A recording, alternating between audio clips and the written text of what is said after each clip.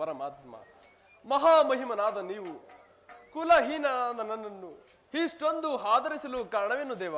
ಕರ್ಣ, ಕುಲಹೀನನಲ್ಲಿ ಇರುವಂತಹ ಗುಣಲಕ್ಷಣಗಳು ನಿನ್ನಲ್ಲಿ. ನಿಧಾನವಾಗಿ ಆಲೋಚಿಸು.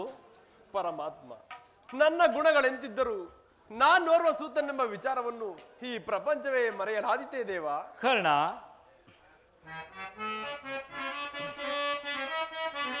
ಕುಲಹೀನನಲ್ಲ ಕೇಳೆನ್ನ ಮಾತ, ಕುಲಹೀನನಲ್ಲ ಕೇಳೆನ್ನ ಮಾತ, ರವಿವಂಶದೊಳವತರಿಸಿದ ಸುಕುಮಾರವ, ದುರವೀರ ಸುಕುಮಾರವ.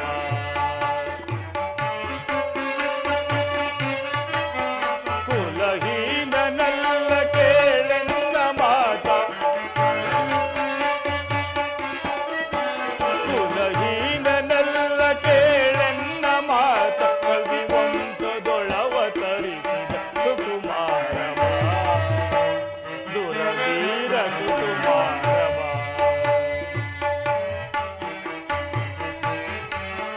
ಮಾತೆ ನಿನ್ನವಳು ಕುಂತಿ,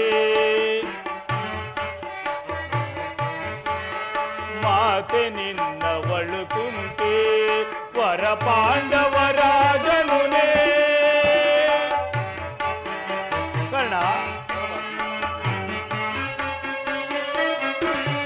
ಮಾತೆ ನಿನ್ನವಳು ಕುಂತಿ, ವರ ಪಾಂಡವರಾಜನುನೇ. ದರೆಯ ಬೆಳಗುವ ರವಿಯ ಕರುಣವೇ, ದರೆಯ ಬೆಳಗುವ ರವಿಯ ಕರುಣದೆ, ಮಹಾಮಹಿಮನೆಂದೆನಿಸಿ ಮೆರೆವೆ ರವಿಸುತನೆ ಸುಕುಮಾರವ, ದುರಧೀರ ಸುಕುಮಾರವ.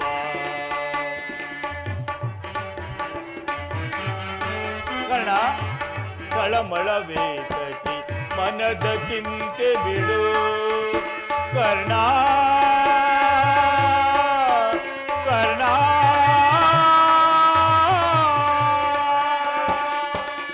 ಕರ್ಣ, ಪರಮಾತ್ಮ, ತಳಮಳವೇತಟಿ ಮನದ ಚಿಂತೆ ಬಿಡು.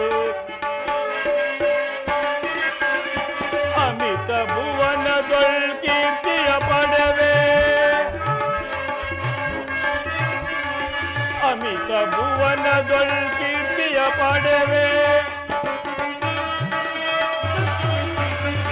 ಘನತರವೆನಿಸಿ ಮೇದಿನಿಯೊಳುನೆ, ಘನತರವೆನಿಸಿ ಮೇದಿನಿಯೊಳುನಿ, ಮಹಾಮಹಿಮನೆಂದೆನಿಸಿ ಮೆರೆವೆ ರವಿಸುತನೆ ಸುಕುಮಾರ, ದುರವೀರ ಸುಕುಮಾರವ.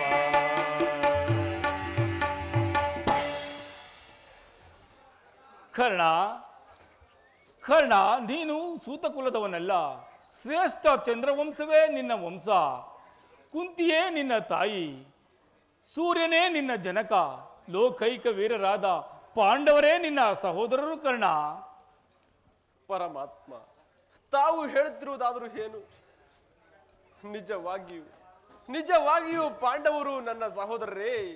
ಹಾಗಿದ್ದ ಮಾತ್ರದಿ ಸಹೋದರರೇ ಯುದ್ಧವನ್ನು ಮಾಡಿದ್ರಿ. ಓಹೋ, ಮರೆತಿದ್ದೆ, ಇದು ಯುದ್ಧದ ಕಾಲ. ಅದರಲ್ಲಿಯೂ ನೀನು ಆ ಪಾಂಡವರ ಪಕ್ಷಪಾತಿ, ಆ ಪಾಂಡವರ ತಲೆ ಕಾಯಲು ಈ ರೀತಿ ವಂಚಿಸುತ್ತಿರುವೆಯಾ ದೇವ?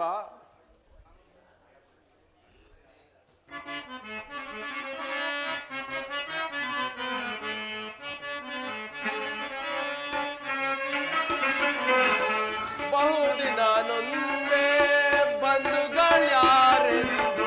ಪರಮಾತ್ಮ, ಕರ್ಣ,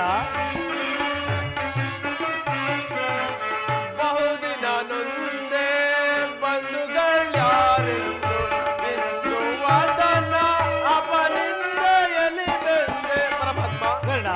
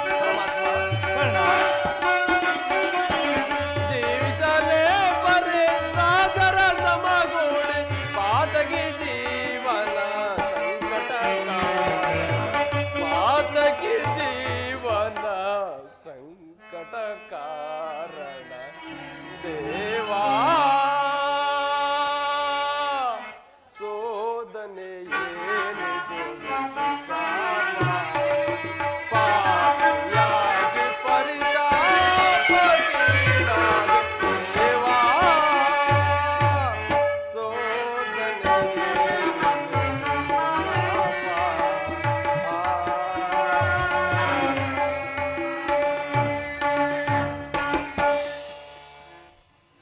ಕರ್ಣ, ರಾಜಾದಿರಾಜನಾದ ನೀನು ದಿವ್ಯ ಸಿಂಹಾಸನವನ್ನೇರಿ ರಾಜ್ಯಭಾರ ಮಾಡಬೇಕಾದವನು ಈ ರೀತಿ ಪರರ ಸೇವೆಯಲ್ಲಿ ಕೈಕಟ್ಟಿ ಕುಳಿತಿರುವೆ ಏಕೆ?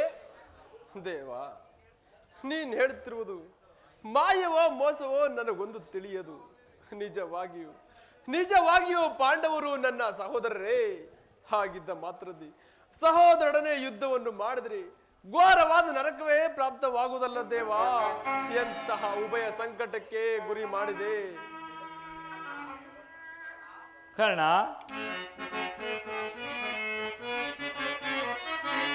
ಪಾಂಡು ಕುವರರ ಸೇರುತ್ತೆ ನೀನು,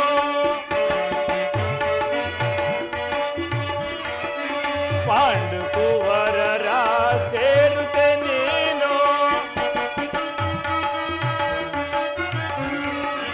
ದರೆಯನ್ನು ಪೊರೆಯೈ ಧರ್ಮದಿ ನಿರುತ,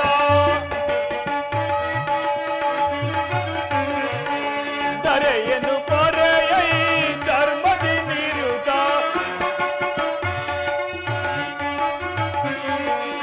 ಅನುಜರ ಸೇರೈ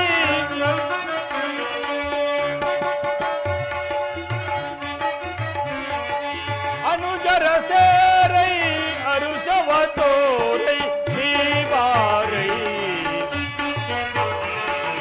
ನೀವಾರೈ ಸುರಚಿರ ಸರದರ ಶರಣರ ಪೊರೆವನೆ, ಸುರಚಿರ ಸರದರ ಶರಣರ ಪೊರೆವನೆ ಮಾತನು ಪ್ರೇಮದಿ ತಾಲಿಸುವೀರ,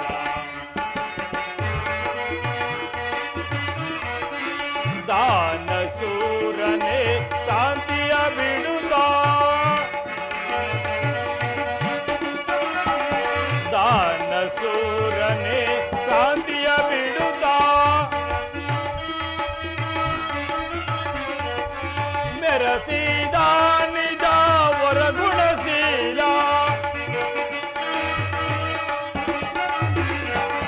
ಮೆರಸಿದ ನಿಜ ವರಗುಣಶೀಲ, ಬಳಲುತ ಪ್ರೇಮಿ ಸುಪ್ರೀತಗಾಮಿ, ಬಳಲುತ ಪ್ರೇಮಿ ಸುಪ್ರೀತಗಾಮಿ, ಮಾಮಿ ಸ್ವಾಮಿ ಸ್ವಾಮಿ ಸ್ವಾಮಿ ಸುರಚಿರ ಸದರ ಶರಣರ ಪೊರೆವನೆ, ಸುರಚಿರ ಸರದರ ಶರಣರ ಪೊರೆವನೆ ಮಾತನುವೆ ಅದಿ ಲಾಲಿಸುವೀರ, ಲಾಲಿಸುವೀರ, ಲಾಲಿಸುವೀರ.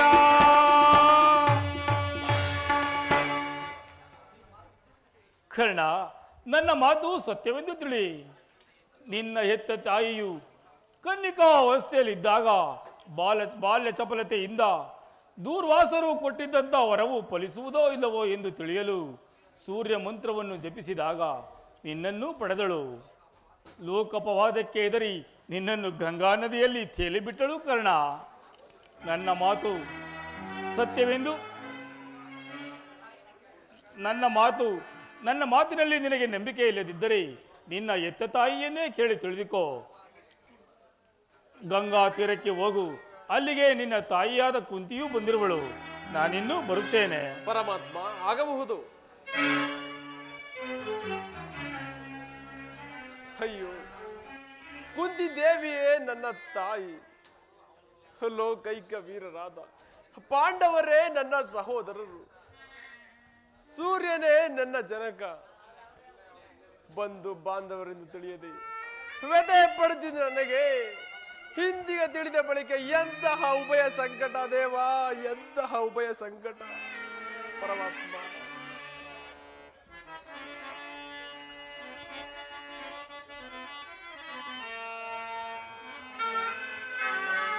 ಕೊಲ್ಲಲೇ ಪಾಂಡು ಕುವರರಂ ಕೊಲ್ಲಲೇ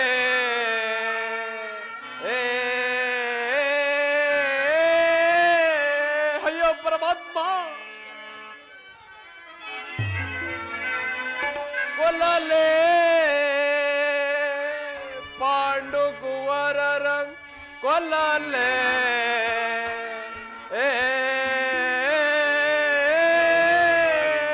ಅಯ್ಯೋ ಪರಮಾತ್ಮ ದುರದೊಳ್ ತಮ್ಮಂದಿರನ ಕೊಲ್ಲುವುದೇ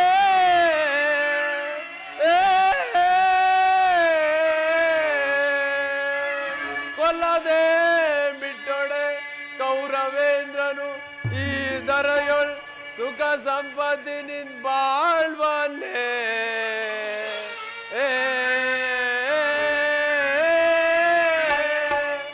ಅಯ್ಯೋ ಪರಮಾತ್ಮ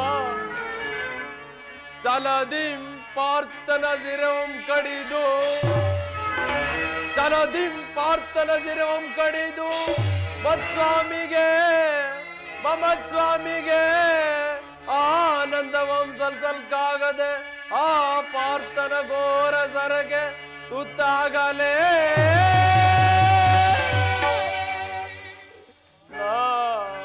ಸಾಯಲೇ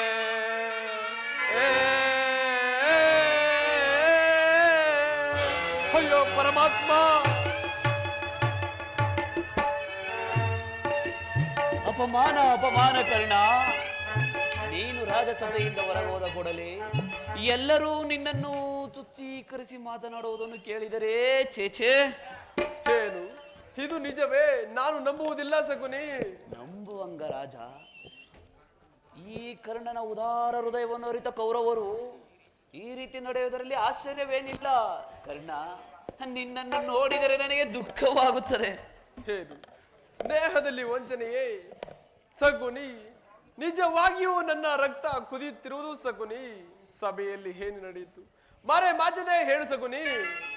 ಕೃಷ್ಣನು ರಾಜಸಭೆಯಿಂದ ಹೊರಗೋದ ಕೂಡಲೇ ಮೂರ್ಛಿತನಾಗಿದ್ದ ದುರ್ಯೋಧನನು ಎಚ್ಚೆತ್ತನು. ಹಸಿದ ಹೆಬ್ಬುಲಿಯಂತೆ ಕೋಪಗೊಂಡು ಬುದ್ಧಿ ಹೋದವನಾಗಿ ಭೀಷ್ಮ ದ್ರೋಣಾದಿಗಳನ್ನು ಪಾಂಡವರ ಪಕ್ಷದವರೆಂದು ನಿಂದಿಸಿದನು. ಅಷ್ಟು ಮಾತ್ರವಲ್ಲದೆ ಕರ್ಣನಿಗೆ ಸೇನಾಧಿಪತ್ಯವನ್ನು ಕೊಡಬೇಕೆಂಬ ಆಸೆಯನ್ನು ವ್ಯಕ್ತಪಡಿಸಿದನು. ಆದರೆ ಭೀಷ್ಮನು ಕುರುಪಿತ ಮಹನು ಏನು ಹೇಳಿದ? ಭೀಷ್ಮನು ಆ ರೀತಿ ಅಸೂಯೆಯಿಂದ ಹೇಳಿರಲಾರ. ಆದರೆ ಅವನ ಮಾತಿನಿಂದ ನಿನ್ನ ಸೇನಾಧಿಪತ್ಯದ ಆಸೆಯು ಭಂಗವಾಯಿತು ಕರ್ಣ. ಸಗುನಿ, ನಾನು ಯಾವಾಗಲೂ ಸೈನ್ಯಾಧಿಪತ್ಯಕ್ಕೆ ಆಸೆ ಪಟ್ಟವನಲ್ಲ. ಆದರೆ ದುರ್ಯೋಧನಿಗೆ ನನ್ನಲ್ಲಿದ್ದ ವಿಶ್ವಾಸವನ್ನು ಚಲಿಸಿದಂತೆ ಮಾಡಿದವರು ಯಾರು? ನೀನು ಕೃಷ್ಣನೊಡನೆ ರಥವನ್ನೇರಿ ಹೋದ ಕೂಡಲೇ ಆ ತಂತ್ರಿಯಾದ ಕೃಷ್ಣನ ಸವಿನುಡಿಗಳಿಗೆ ನೀನೆಲ್ಲಿ ಬಲಿಯಾಗುವೆ ಎಂಬುದು ಅವರ ಸಂದೇಹ. ಸಂದೇಹ ಸಂದೇಹ. ಕುರುಕುಲದ ಅರಸರು ಈ ಕರ್ಣನ ಸ್ವಾಮಿನಿಷ್ಠೆಯನ್ನೇ ತಿಳಿದಿಲ್ಲವೇ? ತಿಳಿದಿರುವರು ಕರ್ಣ. ಆದರೆ ನಿನಗೂ ಮತ್ತು ಕೃಷ್ಣನಿಗೂ ನಡೆದಂತಹ ಮಾತಿನ ರಹಸ್ಯವನ್ನು ತಿಳಿಯದ ಹೊರತಾಗಿ ನಿನಗೆ ಸೇನಾಧಿಪತ್ಯವನ್ನು ಕೊಡಬಾರದೆಂದು ನಿಂದಿಸಿದರು. ಇಷ್ಟಕ್ಕೆಲ್ಲ ಕಾರಣ ಆ ಭೀಷ್ಮನು ತಾನೇ? ಯಾರೇ ಆಗಲಿ ಕರ್ಣ. ಆದರೆ ರಾಜಸಭೆಯಲ್ಲಿ ಕೆಲವರು ನಿನ್ನನ್ನು ತುಚ್ಛೀಕರಿಸಿ ಮಾತನಾಡಿದರು. ಅವರು ಏನು ಹೇಳಿದರು? ಆ ದುರ್ವಾಕ್ಯಗಳನ್ನು ನಾನು ನುಡಿಯಲಾರೆ. ಆದರೆ ಯತ್ನವಿಲ್ಲ. ಈ ಸೂತಕಲದಲ್ಲಿ ಹುಟ್ಟದಿದ ನೀಚನಿಗೆ ಸ್ವಾಮಿ ಎಂಬುದವರ ಸಂದೇಹ. ಅಯ್ಯೋ ಶಿವ ಶಿವ. ಸೂತ ಕುಲದಲ್ಲಿ ಹುಟ್ಟಿದವರು ರಾಜಭಕ್ತನಾಗಬಾರದೆ? ವಿಧಾತನು ಮಾನವ ಜಾತಿಯ ಸದ್ಗುಣಗಳನ್ನು ಹುಚ್ಚ ಕುಲದವರಿಗೆ ಮೀಸಲಿಟ್ಟೇನೆ. ಅಯ್ಯೋ ಪರಮಾತ್ಮ ಸಗುನಿ, ಈ ಅಪಮಾನವನ್ನು ನಾನು ಎಷ್ಟು ದಿನ ಸಹಿಸಲಿ? ಹ ಪರಮೇಶ್ವರ, ಯಾವ ಪಾಪಕ್ಕಾಗಿ ನನ್ನನ್ನು ಈ ಸೂತಕುಲಕ್ಕೆ ತಳ್ಳಿದೆ? ಸಗುನಿ, ನಾನಿಂದು ಅಂಗ ದೇಶದ ಅರಸು, ಕುರು ಸಾಮ್ರಾಜ್ಯದ ಮಾಂಡಳಿಕ. ಆದರೂ ಈ ನನ್ನ ಜನ್ಮ ದುಷ್ಟಭೂತವು ಇನ್ನು ನನ್ನ ಬಿಟ್ಟಿಲ್ಲ ಸಗುನಿ. ಪ್ರತಿಷ್ಠಾಪರದ ಆಚಾರ್ಯರು ಸ್ವಕಲ್ಪಿತ ಮರ್ಯಾದೆಯನ್ನು ಹೊರದೂಡದ ಹೊರತಾಗಿ ಭಾರತಕ್ಕೆ ನಿಸ್ತಾರವಿಲ್ಲ ಸಗುನಿ, ನಿಸ್ತಾರವಿಲ್ಲ. ಸ್ಥಿರನಾಗು ಕರ್ಣ, ಸ್ಥಿರನಾಗು. ಆ ದುರ್ಯೋಧನ ಸ್ನೇಹವು ನಿರಾಕರಿಸುವುದರ ಕಾಲ ಈಗ ನಿನಗೆ ಬಂದೊದಗಿರುವುದು. ಭೀಷ್ಮನು ಯುದ್ಧದಲ್ಲಿ ಪರಾಜಿತನಾಗುವವರೆಗೂ ನೀನು ಅಸ್ತ್ರಧಾರಣೆಯನ್ನು ಮಾಡುವುದಿಲ್ಲವೆಂದು ಶಪಥ ಮಾಡು. ಆ ಕೌರವರಿಗೂ ತಿಳಿಯಲಿ ನಿನ್ನ ಅಸ್ತ್ರ ಎಂತಹ ಮಹತ್ವದಾಗಿದೆ ಎಂಬುದನ್ನು. ಹೌದು, ದುರ್ಯೋಧನಲ್ಲಿ ಇಂತಹ ಪರಿವರ್ತನೆ ಆದ ಮೇಲೆ ನಾನು ಯಾರಿಗೋಸ್ಕರ ಯುದ್ಧ ಮಾಡಲಿ ಶಕುನಿ? ಸರಿಯಾಗಿ ಹೇಳಿದೆ ಶಕುನಿ. ಈ ಯುದ್ಧದಲ್ಲಿ ಭೀಷ್ಮನು ಪರಾಜಿತನಾಗುವ ತನಕ ನಾನು ಅಸ್ತ್ರಗಳನ್ನು ತೊಡುವುದಿಲ್ಲ. ಇದೇ ನನ್ನ ಶಪಥ.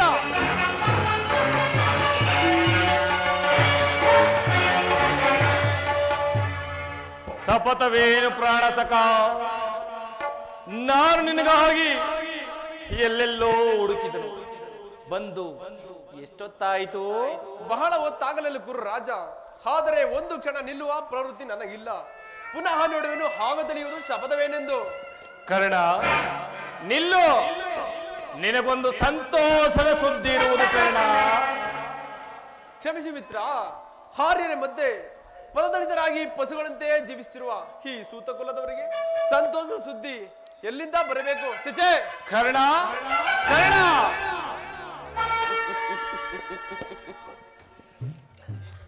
ಇದೇಕೆ ಮಾವ? ಕರ್ಣನ ರೀತಿಯು ಈ ದಿನ ಬೇರೆ ಇರುವುದಲ್ಲ. ನಾನು ಬಹುವಾಗಿ ಯೋಚಿಸಿ ಕರ್ಣನನ್ನೇ ಸೈನ್ಯಾಧ್ಯಕ್ಷರಾಗಿ ಮಾಡಬೇಕೆಂದು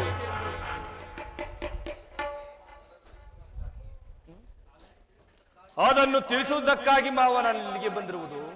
ಏನು ಹೇಳಿದೆ ಕೌರವೇಶ್ವರ? ಕರ್ಣನಿಗೆ ಸೇನಾಧಿಪತ್ಯವೇ? ಇದೇಕೆ ಮಾವ? ಕರ್ಣನು ವೀರ ಪುರುಷನಲ್ಲವೇ? ಇರಬಹುದು. ಕರ್ಣನಿಗೆ ಸೇನಾಧಿಪತ್ಯವನ್ನು ವಹಿಸುವುದರಿಂದ ಎಷ್ಟೊಂದು ಜನರ ಅಪಮಾನವಾಗುವುದು ಬಲ್ಲೆಯ? ವಿಜಯಿ ಭಾರ್ಗವಿಯಾದ ಭೀಷ್ಮ, ಅಸ್ತ್ರಾಚಾರ್ಯರಾದ ದ್ರೋಣ, ಶಲ್ಯ ಮುಂತಾದ ದೊಡ್ಡ ಮಹಾರಥರುಗಳ ಅಪಮಾನವಾಗುವುದು. ಪುರಮರ್ಯಾದೆಯನ್ನು ಅವಮಾನಿಸಬೇಡ ದುರ್ಯೋಧನ. ಭೀಷ್ಮ ದ್ರೋಣಾದಿಗಳು ಪಾಂಡವರ ಪಕ್ಷಪಾತಿಗಳು. ನೀನೇನಾದರೂ ಅವರನ್ನು ನಿರಾಕರಿಸಿದರೆ ನಿನಗೆ ಅಪಜಯವು ಖಂಡಿತ. ಅಷ್ಟು ಮಾತ್ರವಲ್ಲದೆ ಭೀಷ್ಮನು ಯುದ್ಧದಲ್ಲಿ ಪರಾಜಿತವಾಗುವವರೆಗೂ ಅಸ್ತ್ರಧಾರಣೆ ಮಾಡುವುದಿಲ್ಲವೆಂದು ಕರ್ಣನು ನಿಷ್ಕಾರಣವಾಗಿ ಹೇಳಿರುವನು. ಚಿಂತಿಸೋ ದುರ್ಯೋಧನ. ನಿಜ ಮಾವ. ಹಾಗಾದರೆ ನಾನು ಏನು ಮಾಡುವುದು ಮಾವ? ಈಗ ನೀನು ಈಗಲೇ ಹೋಗಿ ಭೀಷ್ಮನನ್ನು ಪ್ರಾರ್ಥಿಸು, ಯುದ್ಧಕ್ಕೆ ಆಹ್ವಾನಿಸು. ಚಿಂತಿಸಿ ಫಲವಿಲ್ಲ ದುರ್ಯೋಧನ. ಹಾಗೆ ಮಾಡುವೆನು ಮಾವ. ನೀನು ನನ್ನ ಸಂಗಡ ಬಾ ಮಾವ. ನಡೆ ಬಾ. ನಡೆ ನಡೆ ನಡೆ.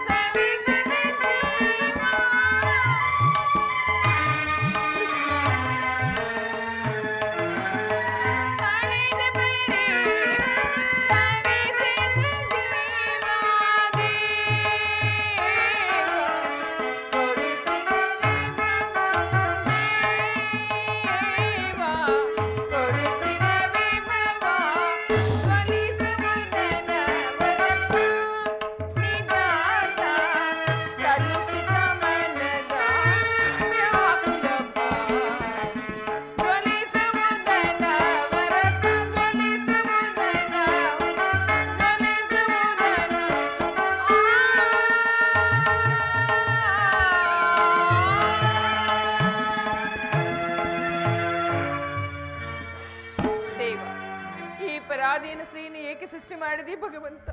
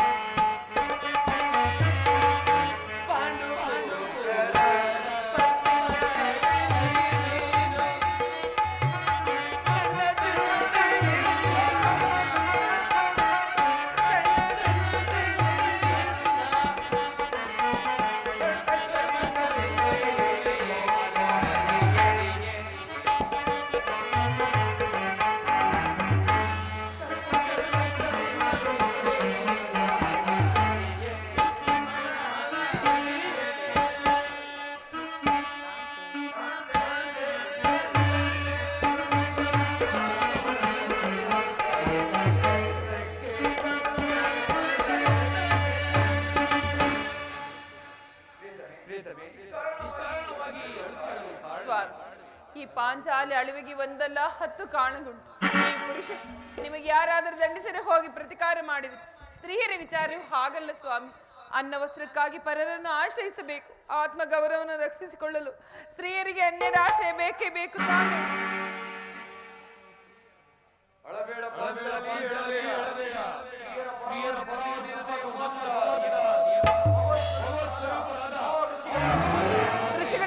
ಋಷಿಗಳಾಗ್ನೆ ಪತ್ನಿಯನ್ನು ದ್ಯೂತದಲ್ಲಿ ಪಣವಾಗಿಟ್ಟು ಸೋಲುವಂತೆ ಋಷಿಗಳು ಆಜ್ಞೆ ಮಾಡಿದರಲ್ಲವೇ? ಆಹಾ, ಪತಿಗಳು ತಪಸ್ಸು ಮಾಡಿ ಪಡೆಯಬೇಕು ನಿಮ್ಮಂತಹ ಪತಿಗಳನ್ನೇ.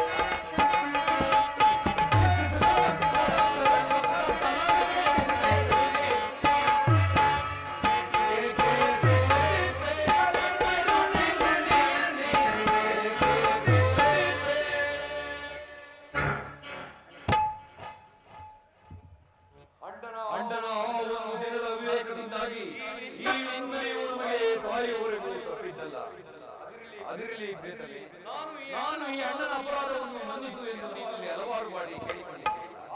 ಆದುದು ಆಗಿ ಹೋಯಿತು. ಅದನ್ನು ಮರೆತು ಬಿಡು. ನೀನು ಈ ದಿನ ಈ ತೀರಲು ಅದರಿಂದಾಗೂ ಪ್ರಯೋಜನವೇನು? ನೀವು ಎಷ್ಟೇ ಆದರೂ ಅಣ್ಣನಾಜ್ಞಾಧಾರಕರು. ಅಣ್ಣನಾಜ್ಞೆಯನ್ನು ಬಿಟ್ಟು ಬೇರೇನು ಮಾಡುವುದೇ ಇಲ್ಲವಲ್ಲ.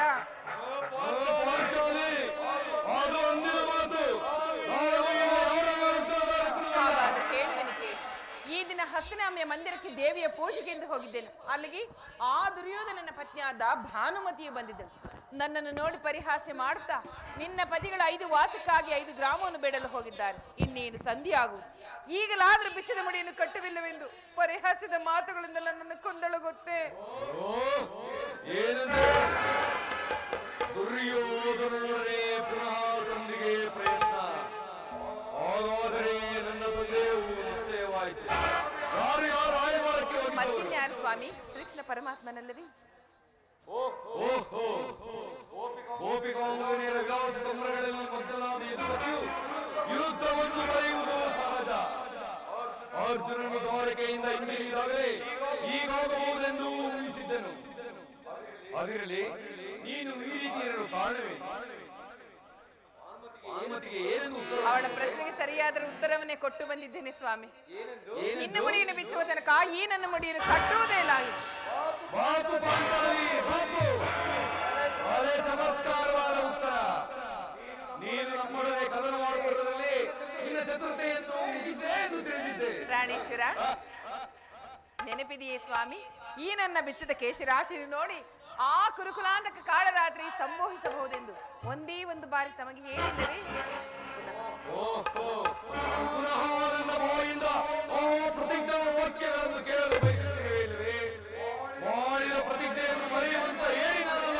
ಸ್ವಾಮಿ, ಹೇಳುವುದು ಮಾತ್ರವಲ್ಲ, ಹೇಳಿದಂತೆ ಮಾಡಿ ತೋರಿಸಬೇಕು. ಎಷ್ಟೇ ಆದರೂ ಅಣ್ಣನ ಆಜ್ಞಾಧಾರಕರು. ಅಣ್ಣನ ಆಜ್ಞೆಯನ್ನು ಬಿಟ್ಟು ಬೇರೇನು ಮಾಡುವುದೇ ಇಲ್ಲವಲ್ಲ.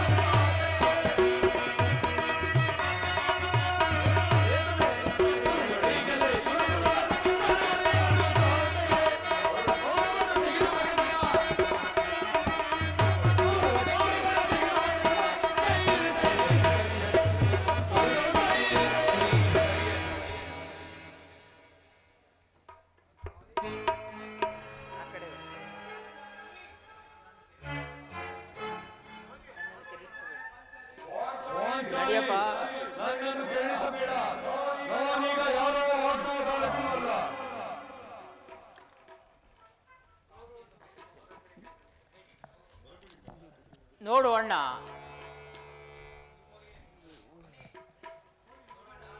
ನೋಡಣ್ಣ, ಆಗಲೇ ಭೀಮನು ಸಂಧಿಯ ಪ್ರಸ್ತಾಪವನ್ನು ತಿಳಿದು ಕೆರಳಿದ ಸಿಂಹದಂತೆ ವಿಜೃಂಭಿಸುತ್ತಿದ್ದಾನೆ.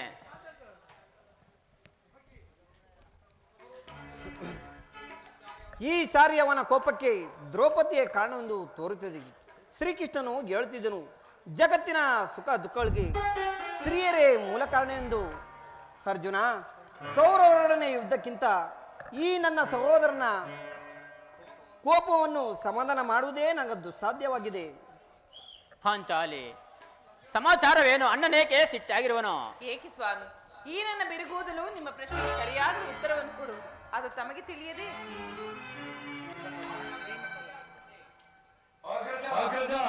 ಸಮಯಕ್ಕೆ ಸರಿಯಾಗಿ ಬಂದಿರಿ. ಈ ಸಂಧಿಯ ಅರ್ಜುನರು ಅನುಮೋದಿಸಲು ಹೋಗುವುದು, ಇರಬಹುದು.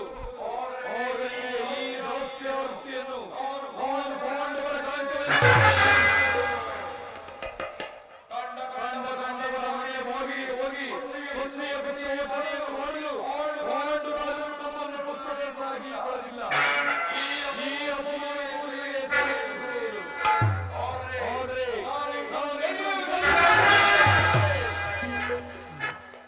ಯುದ್ಧಕ್ಕೆ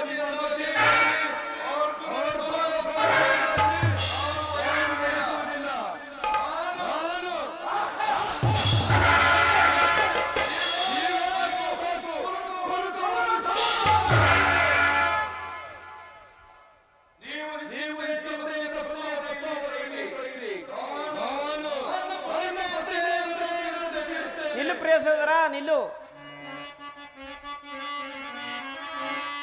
ಮುನಿಸೇತಕ್ಕೆ ನಿನಗಿ ಪರಿ ಘನಗುಣ ಭೀಮಾ ಭೀಮಸೇನ ಅನುಜಾತನ ಸೇರಿಪುದು ಮನಸೈರಿಸಿ ಮನಸಾಂತನಾಗು ಭೀಮಾ. ಶಾಂತನಾಗು ಭೀಮಾ, ಶಾಂತನಾಗು. ಏತರ ನಾಡಕಯೋ ಪ್ರೀತಿ ಸಹೋದರ,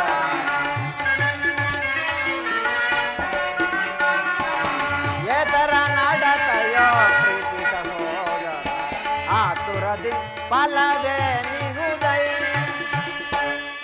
ಭೀಮಸೇನ, ಶಾಂತನಾಗು.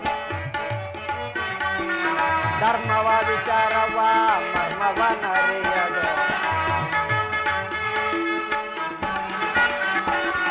ಧರ್ಮವ ವಿಚಾರವ ವಿಚಾರವ ಮರ್ಮವನರಿಯದು ಕರ್ಮಕ್ಕೆ ಭಾಗಿಗಳಾಗಿರುವೇಕೆ ಭೀಮ ಕರ್ಮಕ್ಕೆ ಭಾಗಿಗಳಾಗಿರುವೇಕೆ ಎತರ ನಡತೆಯೋ ಪ್ರೀತಿ ಸಹೋದರ ಆತುರದಿ ಫಲವೇ ನಿಹುದೈ. ಭೀಮಸೇನ, ನಿನ್ನ ಕೋಪವನ್ನು ತಡೆಯುವ ಶಕ್ತಿ ನನ್ನಲ್ಲಿಲ್ಲ. ಕೋಪ ಮಾಡಬೇಡ ಅಣ್ಣ, ಧರ್ಮಜನು ನಮ್ಮೆಲ್ಲರಿಗೂ ಹಿರಿಯನು. ಪಾಂಚಾಲಿ, ಇಂಥ ಪ್ರಚೋದನಕಾರಿ ನುಡಿಗಳಿಂದ ಆಗುವ ಪ್ರಯೋಜನಗಳೇನು?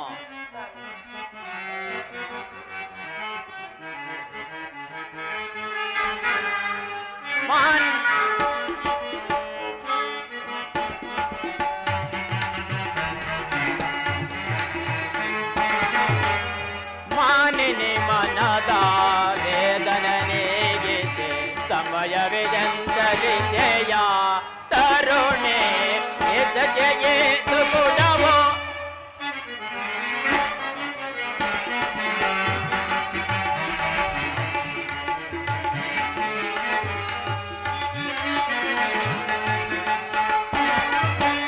ಮಾನಿನಿ ಮನದ ವೇತನನೆಗೆ ಸಮಯವಿದೆಂದ ವಿಜಯ ತರುಣೆ ಇದಕ್ಕೆ ಏತು ಗುಣವೋ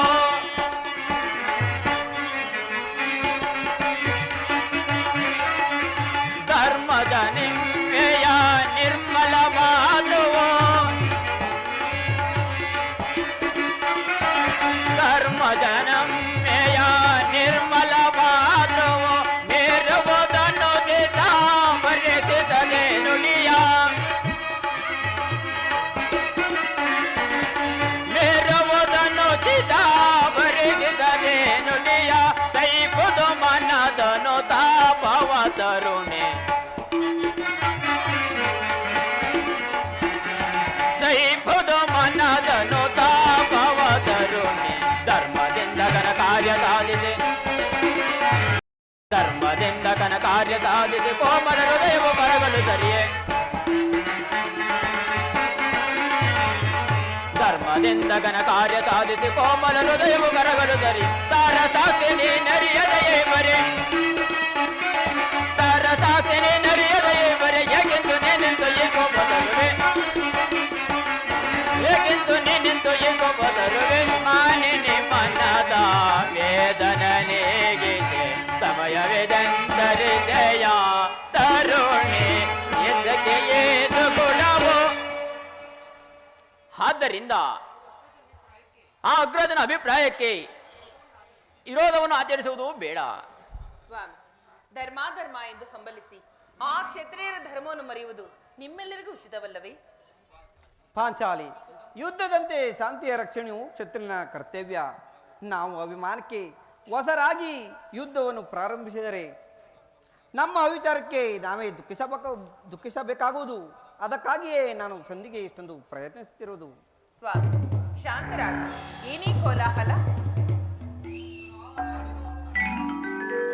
ಅರ್ಜುನ, ನಾನಿನ್ನು ಹೊರಡುವೆನು. ಈ ಸಭೆಯ ಪರಾಪರಗಳನ್ನು ಕೇಳುವುದರಿಂದ ನನಗಾವ ಪ್ರಯೋಜನವೂ ಇಲ್ಲ. ಈ ಅಪೂರ್ವ ಒಬ್ಬರಿಯ ಫಲವನ್ನು ನೀವೇ ಉಳಿಸಿ ನನ್ನಂತೆ ಸ್ವತಂತ್ರದಂತೆ ಪ್ರತಿಕ್ರಿಯೆ ಸ್ವತಂತ್ರ ವಾಕ್ಯವನ್ನು ಸ್ವಾಮಿ, ಶಾಂತರಾಗಿ. ಈಗ ತಾನೇ ವಾಸುದೇವನ ಸಭೆಯಿಂದ ಬರುತ್ತಿದ್ದಾರೆ. ಅಲ್ಲೇ ನಡೆದ ವಿಚಾರವನ್ನು ಕೇಳಿ ತಮ್ಮ ಇಷ್ಟ ಬಂದಂತೆ ಮಾಡಿ.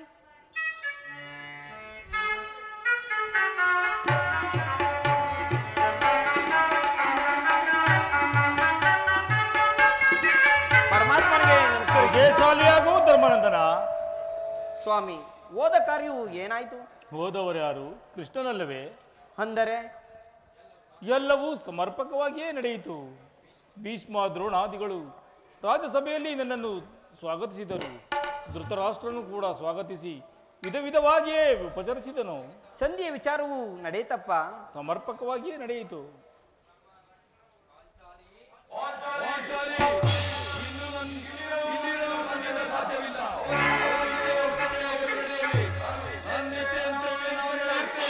ಶಾಂತರಾಗಿ ಸ್ವಾಮಿ, ಅಣ್ಣನ ಮಾತು ಮುಗಿಯಲಿ.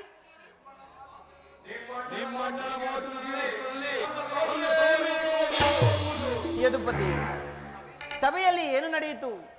ಸಭೆಯಲ್ಲಿ ಎಲ್ಲವೂ ತಕ್ಕ ರೀತಿಯಲ್ಲೇ ನಡೆಯಿತು. ನಾನು ನಿರೀಕ್ಷಿಸಿದ್ದಂತೆಯೇ ನಡೆಯಿತು.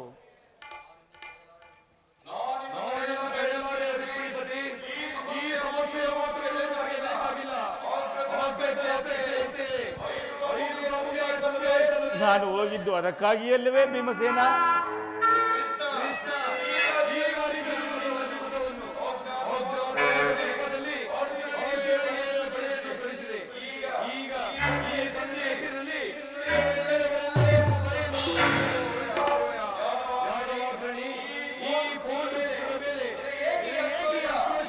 ಭೀಮಸೇನ, ನಿನಗಿಷ್ಟೊಂದು ಅಸಹನೆ ಏಕೆ? ಸ್ವಲ್ಪ ಸಮಾಧಾನ ತೆಗೆದುಕೊಂಡು ಎಲ್ಲವನ್ನೂ ಕೇಳಬಹುದಲ್ಲವೇ?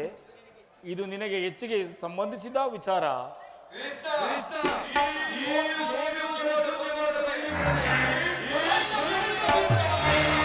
ಇರುವುದು ಅತ್ಯಂತ ನಿಖಿತವಾದ ವಿಚಾರವಿರುವುದು. ಕೃಷ್ಣ, ಮುಂದೇನಾಯ್ತು? ರಾಜ್ಯಸಭೆಯಲ್ಲಿ ನಿಮ್ಮ ಸಂದೇಶವನ್ನು ತಿಳಿಸಿದನು. ಅದಕ್ಕೆ ಎಲ್ಲರೂ ಒಪ್ಪಿದರು. ಭೀಷ್ಮ, ದ್ರೋಣ ಎಲ್ಲರೂ ಒಪ್ಪಿದರು.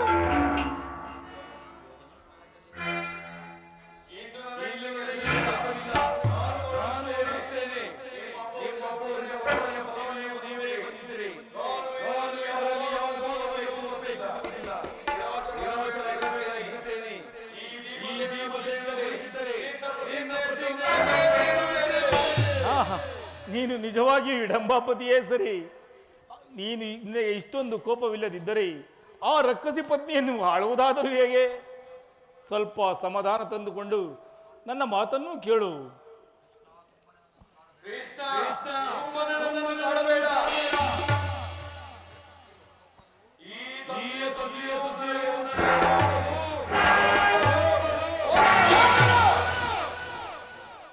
ನಿನಗೆ ಒಪ್ಪುವ ವಿಚಾರ ಹೊಂದಿರುವುದು ಭೀಮಸೇನ.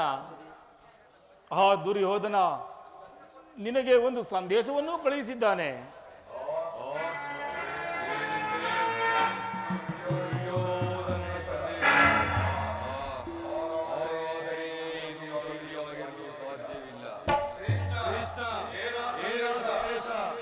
ಅದನ್ನು ಕೇಳುವ ಮೊದಲು ನನ್ನ ಬಳಿ ಕೈಕಟ್ಟಿ ಕುಳಿತುಕೊಳ್ಳಬೇಕು. ಹಾಗಾದರೆ ನೀನು ಕೈಕಟ್ಟಿ ಕುಳಿತುಕೊಳ್ಳುವುದ ಹೊರತು ನಾನು ಏನನ್ನೂ ಹೇಳುವುದಿಲ್ಲ. ಇದು ಪರ್ಯಾಸವಲ್ಲವಯ್ಯ. ನಿನ್ನನ್ನು ಕಂಡರೆ ನನಗೆ ಭಯ.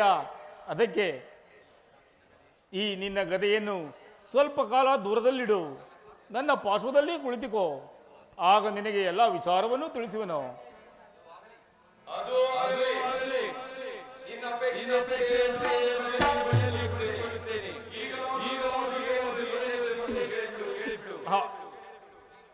ನೀನು ಕೋಪ ಮಾಡಿಕೊಳ್ಳುವುದಿಲ್ಲ ತಾನೇ? ಹಾಗಾದರೆ ನೀನು ನನ್ನ ಬಂದಿ. ಹಾಗೇ ಆಗಲಿ. ಅರ್ಜುನ, ಸ್ವಲ್ಪ ಕಾಲ ಕ್ಷಣಕಾಲ ಈ ಗದೆಯನ್ನು ಇಡು. ತಂಗಿ, ಸಮೀಪಕ್ಕೆ ಬಾ. ನಾನು ಹೇಳಿದಂತೆ ಕೇಳಬೇಕಲ್ಲವೇ? ಅಣ್ಣ, ತಮ್ಮ ಮಾತನ್ನು ಎಂದಾದರೂ ಮೀರಿದ್ದೇನೆ. ಹಾಗಾದರೆ ತೆಗೆದುಕೋ ಈ ಹಗ್ಗವನ್ನು. ಈ ಹಗ್ಗದಲ್ಲಿ ನಿನ್ನ ಪತಿಯ ಕೈಗಳನ್ನು ಬಿಗಿಯಾಗಿ ಕಟ್ಟು. ಅಣ್ಣ, ಪರಿಹಾಸ್ಯ ಮಾಡುತ್ತಿಲ್ಲ ತಾನೆ? ಪರಿಹಾಸವಲ್ಲ ತಂಗಿ. ಶತ್ರುಗಳ ಎಡಮುರಿಯನ್ನು ಕಟ್ಟುವುದರಲ್ಲಿ ನೀನು ಬಹಳ ಪಂಡಿತೆಯಂತೆ. ಅಂತೆಯೇ ನಿನ್ನ ಪತಿಯ ಕೈಗಳನ್ನು ಕಟ್ಟಲು ಬರುವುದೋ ಇಲ್ಲವೆಂದು ಪರಿಶೀಲಿಸುತ್ತಿರುವೆನು.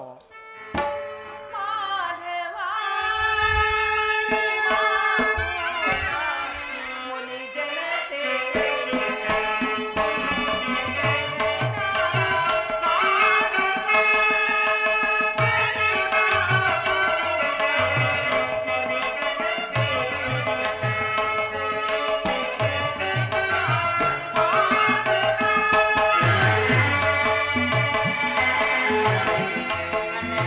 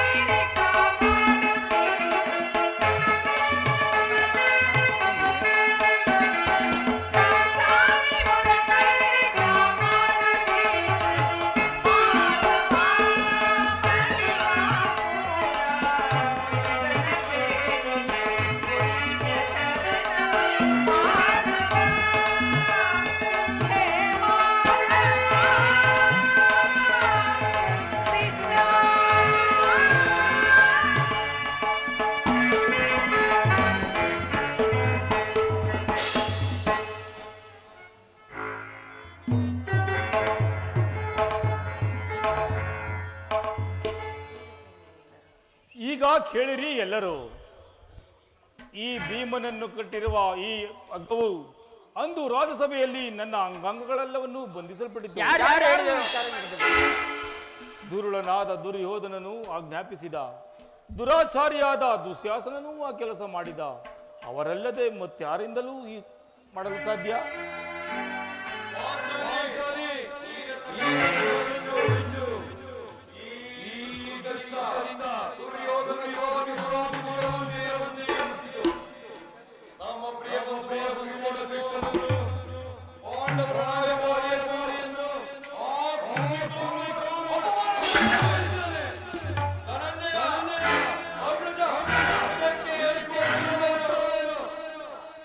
ಅಷ್ಟು ಮಾತ್ರವಲ್ಲ, ಆ ದುರ್ಯೋಧನನು ಸಂಧಿಗೆ ಕೊಟ್ಟ ಉತ್ತರವನ್ನು ಕೇಳು. ಭೀಮಸೇನ, ದುಡುಕುತ್ತ ನಡೆದ ಕೌರವನೋ ಇಡಿಂಬಾಪತಿಯೇ ಕೇಳೋ.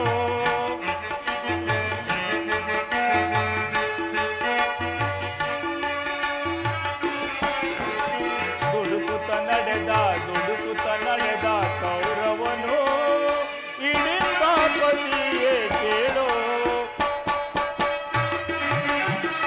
ಕಡೆಗೂ ಯುದ್ಧವಾಗೈವೆ ಕೊಡೆನು ನಾ ರಾಜ್ಯವ.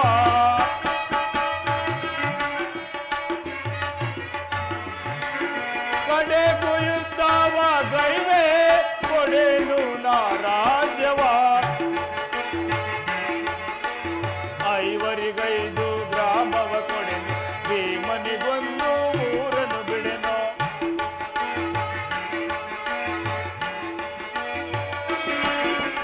ಐವರಿಗೈದು ಗ್ರಾಮವ ಕೊಡೆನು, ಭೀಮನಿಗೊಂದು ಊರನ್ನು ಬಿಡೆನು.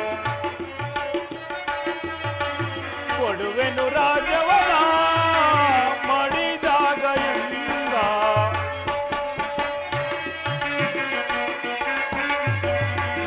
ಕೊಡುವೆನು ರಾಜವನು ಮಡಿದಾಗ ಎಂದ. ದುಡುಕುತ್ತ ನಡೆದ ಕೌರವನು ಇಡಿಂಬಾಪತಿಯೇ ಕೇಳೋ. 5 ಮಾರು ಭೂಮಿಯನ್ನು ಕೊಡುವುದಿಲ್ಲವೆಂದು 5 ಮಾರು ಭೂಮಿಯನ್ನು ಕೊಡುವುದಿಲ್ಲವೆಂದು ಅವನು ಹೇಳಿದನು. ನೀವು ಸಂಧಿಯನ್ನು ಅಪೇಕ್ಷಿಸುವುದಾದರೆ ಅದು ದೊರಕುವುದಂತೆ ರಣಾಂಗಣದಲ್ಲಿ, ಶಸ್ತ್ರಾಸ್ತ್ರಗಳ ಆಸ್ಥಾನದಲ್ಲಿ. ಈ ಪರಮಾತ್ಮ, ಈ ಸಂದೇಶಕ್ಕೆ ನಮಗೆ ಉಳಿದಿರುವುದು ಯುದ್ಧ. ನೀನು ತಿಳಿದಿರುವೆ, ನಾನು ಯುದ್ಧವನ್ನು ಬಯಸುವುದೆಂದೆ ಅಂದರೆ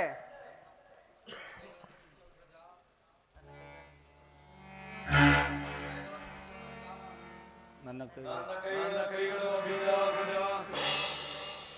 ಧನಂಜಯ